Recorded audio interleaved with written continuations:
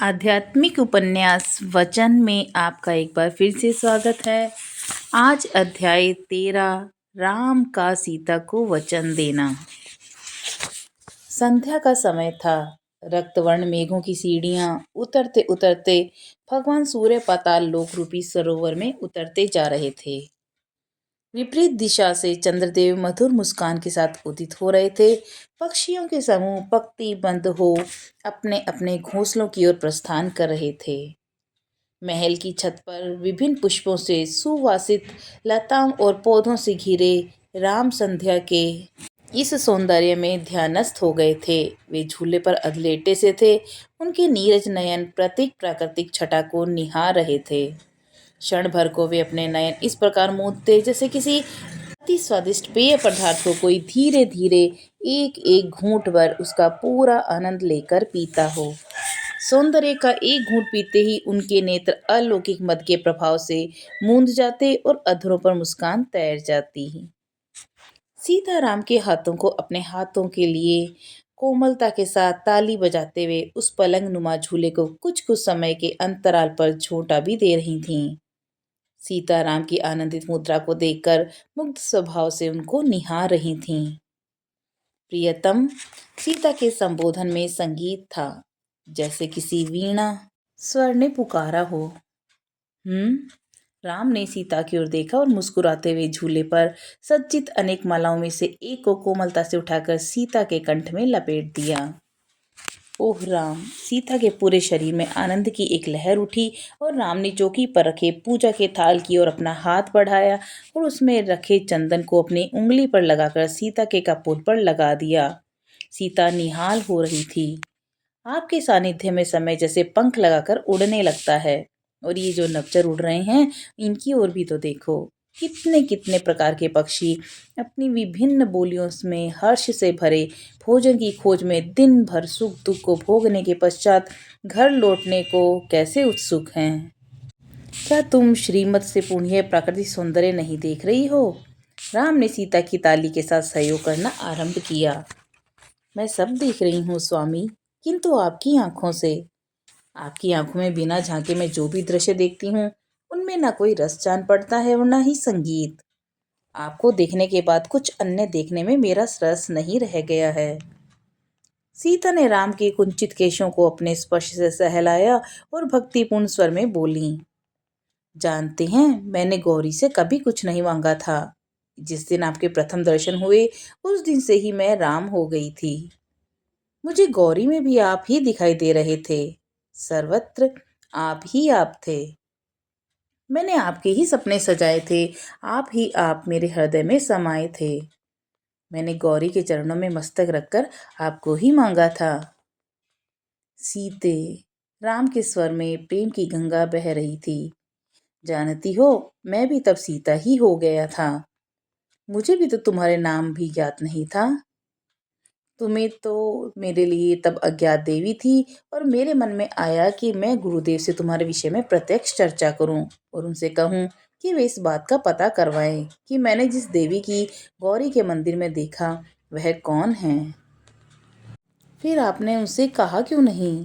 सीता ने मान करते हुए राम के वक्ष पर कुछ मुक्के मारे। तुमने ही नहीं कहने दिया। तुम गौरी से सब कुछ कह जो चुकी थी और वे सुन भी चुकी थी। गुरुदेव विश्वामित्र तो बिना कहे ही सब जान जाते हैं। यह सत्य है। हमारा मिलन उनकी ही अयाचित कृपा का सुफल है। उन्होंने मेरे सम्मुख आपके गुणों का तथा रूप का जो वर्णन किया था, उसके कारण ही आपको देखते ही मेरा हृदय स्वतः ही पुकार उठा था। राम, एक अज्ञात देवी के मुख से पहली ही भेंट में अपना नाम सुनकर मुझे परम आश्चर्य हुआ था। राम ने सीता के दूसरे कपोल पर लाल चंदन का तिलक लगा दिया। आपने मुझ अज्ञात कुला को अपने हृदय में स्थान दिया। सीता के स्वर में कृतज्ञता का भाव था। तुम अपने इन शब्दों से विदेह का अपमान कर रही हो वैदेही। राम का स्वर सहसा कठोर हो गया। महाराज जनक की तुम पुत्री हो, उनका कुल ही तुम्हारा कुल है। वे तुम्हारे पिता हैं। शेष इतिहास तुमको स्मरण नहीं रखना चाहिए। क्या तुम यह अनुभव नहीं करती कि मेरे प्रति तुम्हारा प्रेम मोह की सीमा में प्रवेश कर गया है? राम ने तत्काल अपनी कृत्रिम कठोरता को उतार दिया और उनका स्वर पुनः प्रेमपूर्ण हो गया। वे सीता के प्रति कण मात्र भी कठोर होने की कल्पना नहीं कर पाते थे। किस प्रकार? सीता प्रसन्न मुद्रा में बैठ गई। यह इस बात का संकेत था कि सीता राम के स्वर में आई कठोरता पर ठहरी नहीं है। संध्या काल जब तक मैं नहीं लौटता तब तक तुम भोजन ग्रहण क्यों नहीं करती हो? आपके हाथों से भोजन ग्रहण करने में जो सुख है वह स्वयं खाने में कहाँ। आपका साथ होता है तो भोजन अमृत हो जाता है। आपके विलंब से आने पर अनेक बार मेरी बहनों ने हठ पूर्वक मुझे भोजन कराना चाहा, किंतु कंठ से नीचे कुछ उतरता ही न था। सामान्य जलपान तो किसी विधि हो जाता है, परंतु संध्या और प्रातः के समय आपके संग भोजन करना मेरे लिए अनिवार्य है। यही तो मैं कह रहा हूँ सीते, कि राजकीय कार्यों में अनेक अवसरों पर मुझे अर्धरात्रि के पश्चात लौटना पड़ता है। ऐसे में यदि तुम भोजन कर लोगी तो मुझे सुख ही मिलेगा। मैं तुम्हारी भाव दशा समझता हूँ, किंतु किंतु छोड़िए और एक प्रश्न का उत्तर दीजिए कि विलंब से आने पर भी आप कभी यह क्यों नहीं कहते कि मैंने बाहर ही भोजन कर लिया। आप भी तो यही प्रयत्न रहता है कि भोजन करते समय मैं आपके सम्मुख रहूं। अच्छा, एक तर्क और देता हूँ। राम हंसे। इसका अर्थ ये हुआ कि पहले वाले विचार पर आपने अपनी पराजय स्वीकार कर ली। हाँ देवी। राम ने अभिनय पूर्वक अपना सिर झुकाया। मैं प्रसन्न हूँ राम।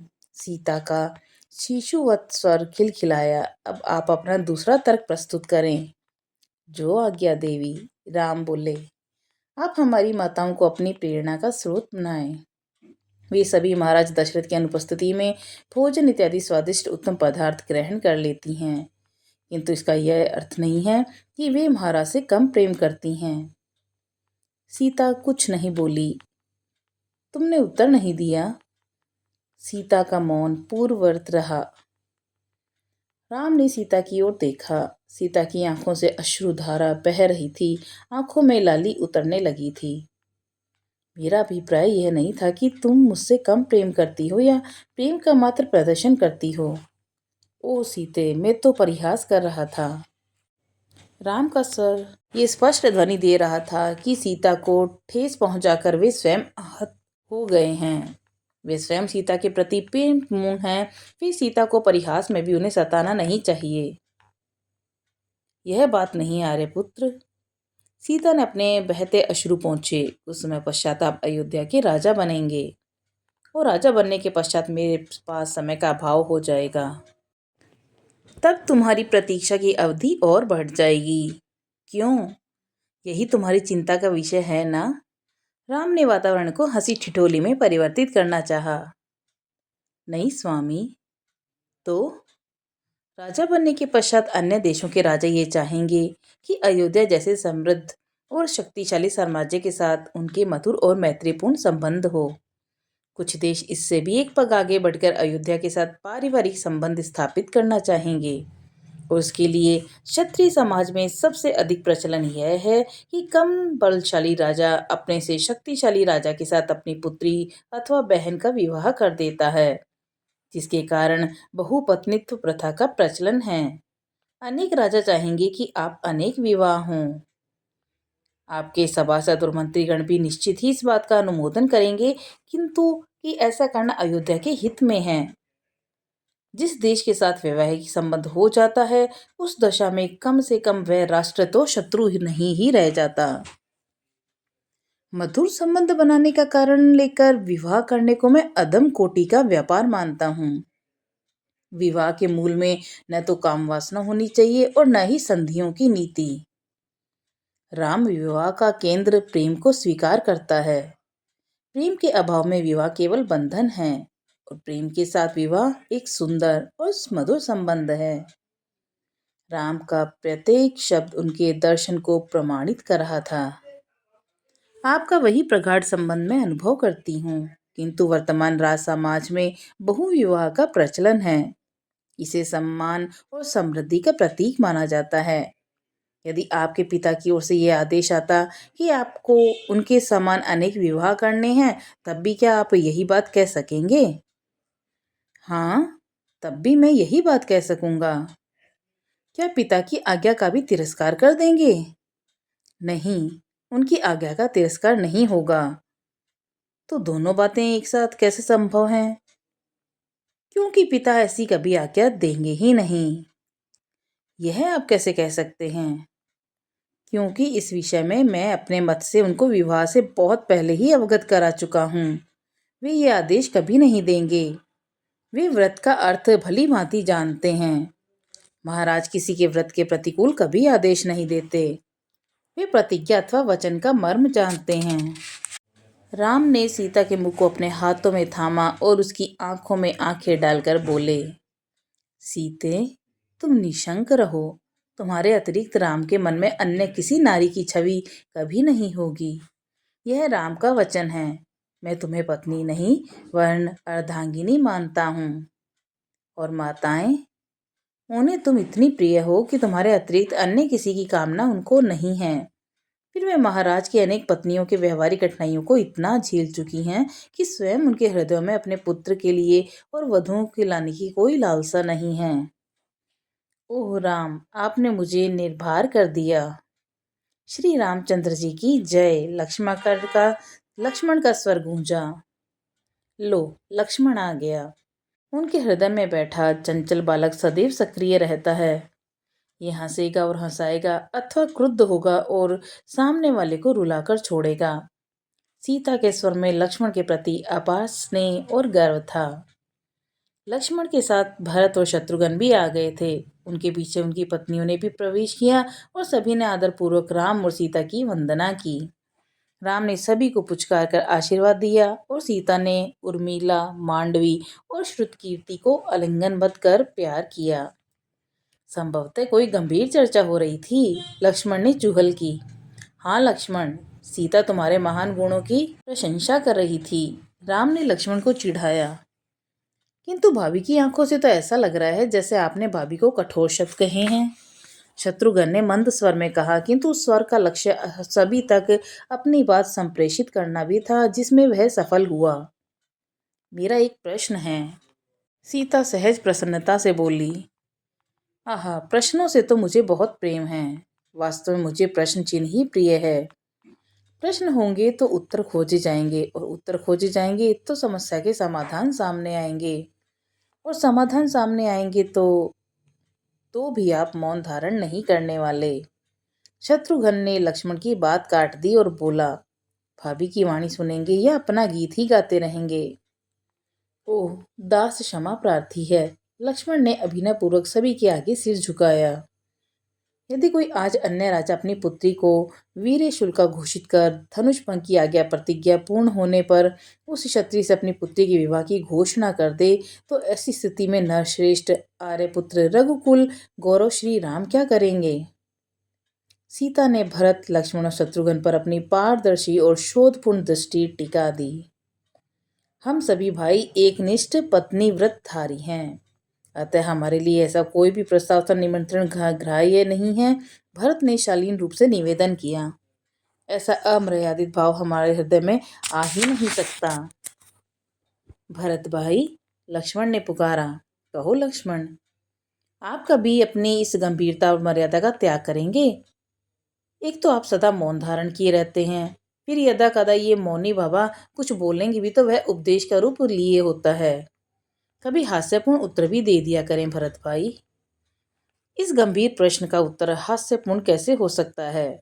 भरत सहज गंभीरता के साथ बोला। गंभीर प्रश्नों के उत्तर भी गहरे होते हैं। तुम इस प्रश्न का कैसा उत्तर दोगे? इसका पहला सीधा और सरल उत्तर है, क्योंकि हम एक पत्नी व्रतधारी हैं, इसलिए इस प्रतियोगिता में सम्मिलित होने हेतु हम स्वयं को अयोग्य पा रहे हैं। किंतु कोई चिंता का विषय नहीं है, क्योंकि हमारे पिता महाराजा दशरथ ने ऐसी कोई प्रतिज्ञा नहीं की है। लक्ष्मण के इतना कहते ही हंसी ऐसे खनखनाकर बिखर गई जैसे पक्की भूमि पर स्वर्ण मुद्राएं गिर गई हों। राम मंद मंद मुस्कुराकर रह गए। और दूसरा उत्तर क्या हो सकता है? मांडवी की हंसी रुक ही नहीं रही थी। दूसरा उत्तर यह है कि अब शिव धनुष जैसा प्रभावशाली और असाध्य मनुष्य तो बचा नहीं, इसलिए जब हमें प्रतियोगिता का निमंत्रण आएगा तो उसके पीछे पीछे यह समाचार भी दौड़ आएगा कि अयोध्या के राजकुमार पधारने का कष्ट न करें। क्योंकि काम की व्याकुलता के मारे अनेक राजा मिलकर यह धनुष तोड़ चुके हैं। अब हमारे लिए संकट खड़ा हो गया है कि हम अपनी एकमात्र पुत्री किसे दें। महाराज जनक की प्रतिज्ञा का अनुकरण कर हम संकट में फंस गए हैं। हमें लेने के देने पड़ रहे हैं। त्राही माम त्राही माम। अब की बार तो राम भी अपनी हंसी नहीं रोक पाए। हंसी थमी तो उर्मिला बोली, हम सभी एक विशेष भाव से यहाँ आई हैं। सेवक सेविकाएं जलपान लेकर उपस्थित हुए। सीता ने सभी खाद्य पदार्थों को उचित स्थान पर रखवाया और उन्हें परोसा। शेष बहनों ने जलपान परोसने में सीता का सहयोग किया। सीता के संकेत मात्र से कुशल सेवक सेविकाएं आवश्यक सहयोग कर स्वयं चले गए। हाँ कहो अब उर्मी, सीता ने झूले पर बैठते हुए कहा और फल मिष्ठान की थाली राम की ओर बढ़ाई। कुछ दिनों पश्चात हमारे विवाह को पूरा 1 वर्ष हो जाएगा। उर्मिला बोली। 1 वर्ष? सीता के स्वर में आश्चर्य था। मुझे तो ये कल की ही बात लगती है। अब कहो। लक्ष्मण ने ताली बजाई और सभी का ध्यान अपनी ओर आकर्षित कहा। मैंने क्या कहा था कि हमारी सीता माता यही कहेंगी और यही इन्होंने कहा। सूत्रधार महोदय, आप मौन रहेंगे? श्रुतकीर्ति ने ठोका। नहीं। क्यों? क्योंकि मौन रहना भरत भाई की प्रकृति है। पुनः हंसी गूंजी। लक्ष्मण, जब तक उर्मिला अपनी बात पूरी नहीं कर लेती तब तक तुम मौन रहोगे। सीता के स्वर में आदेश था, किंतु उनकी हंसी रुक नहीं रही थी। जो आज्ञा। लक्ष्मण ने अपने मुंह पर उंगली रख ली।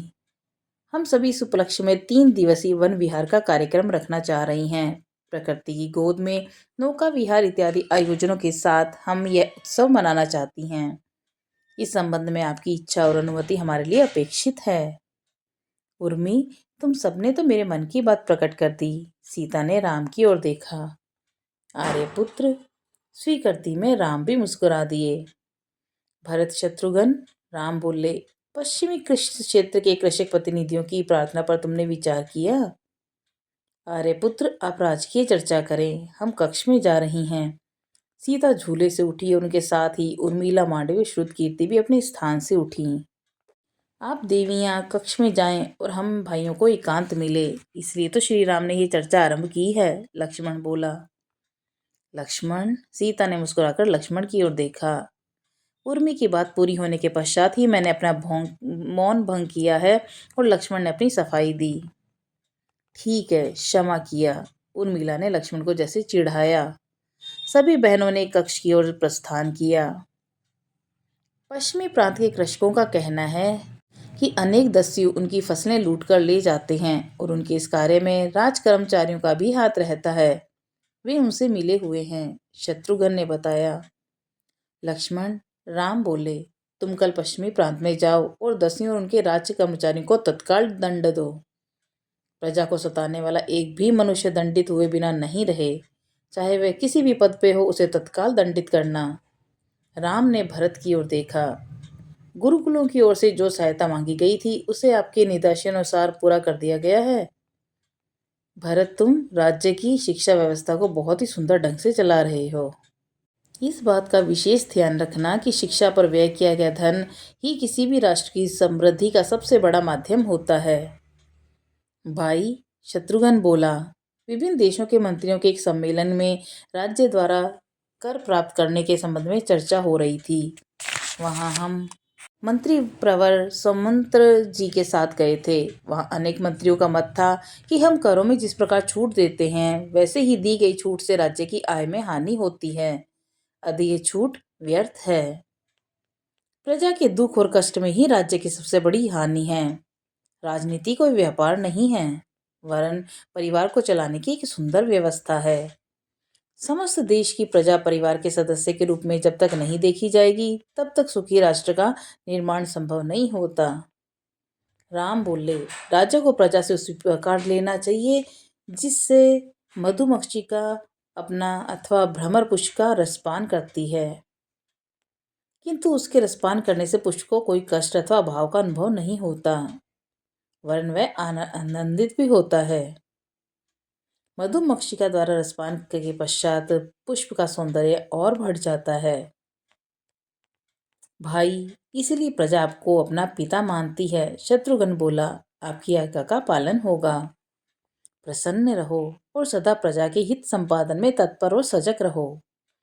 राम ने अपनी विशाल भुजाएं फैला दी। तीनों भाई उनसे सिमट गए।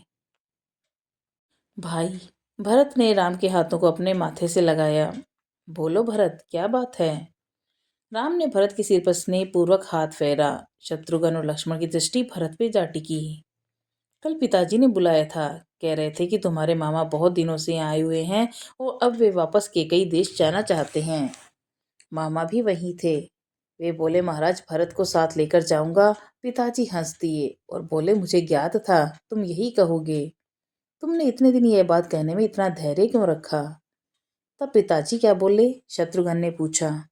पिताजी क्या बोले? लक्ष्मण ने भी शत्रुघ्न को टोका। ओह मामा क्या बोले? शत्रुघ्न को अपनी भूल पता लगी।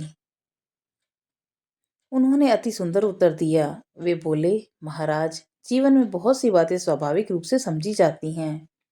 मौन में उनका सौंदर्य होता है, किंतु जब मौन की ध्वनि कोई ना समझे तो फिर शब्दों का आश्रय लेना पड़ता है। सुंदर तो यह होता है कि आप यह कहते कि आप केकई लौट रहे हैं। वीर युद्धाजित, यह बताइए भरत को कितने दिन में वापस भेजेंगे? यह क्या बात हुई? मामा पक्षपात करते हैं। केवल भरत को ही ले जाने की बात और मेरा नाम कहीं नहीं? शत्रुघ्न ने उलाहना दिया। शत्रुघ्न, राम बोले, मामा के कथन पर वह ध्यान दो। उन्होंने कितनी मनोहर और रहस्यपूर्ण बात कही कि जीवन में बहुत सी बातें स्वाभाविक रूप से समझी जाती हैं और मौन में उनका सौंदर्य होता है। जब भी भरत की बात होती है तो स्वभावतः तुम उससे संयुक्त होते ही हो, और अब जब तुम्हारे पूजने भाई श्री रामचंद्र जी की बात हो तो हम तीनों उसमें समाहित होते हैं। भरत ने शत्रुघ्न के गाल पर प्रेम भरी एक चपत लगाई। शत्रुघ्न जैसे अपने कथन पर लज्जा गया। मामा को इतने प्रतीक्षा करवाने की क्या आवश्यकता थी? तुम पहले ही चले जाते। लक्ष्मण बोला, मामा ने तो मुझसे कहा था, किंतु राज्य के जो कार्य भाई ने मुझे सौंपे थे वे पूर्ण नहीं हुए थे। भरत बोला, अब वे सभी कार्य मैं संपन्न कर चुका हूँ। यदि भरत ने राम की ओर देखा, आपकी अनुमति हो तो मैं मामा के साथ। अनुमति है भरत, जाओ ननिहाल में सबको आनंदित करो। मुझे प्रसन्नता है कि तुम ननिहाल की आंखों के तारे हो। राम ने भरत और शत्रुघ्न को अपने हृदय से लगा लिया। तारे तो हम आपकी भी आंखों के हैं। भरत का स्वर बता रहा था कि वह भावुक हो गया है। भरत, राम ने उसे निहारा, मैं तुम्हारे प्रेम की गहराइयों को अनुभव करता हूँ। इतने भावुक मत हुआ करो, नहीं तो मांडवी भाभी कहेंगी कि जब भी भरत अपने भाई श्री राम से मिलकर आते हैं तो रोते हुए ही आते हैं। लक्ष्मण ने आंखें तरेरते हुए कहा। भरत ने हंसते हुए अपने अश्रु पोंछ लिए। जय श्री राम।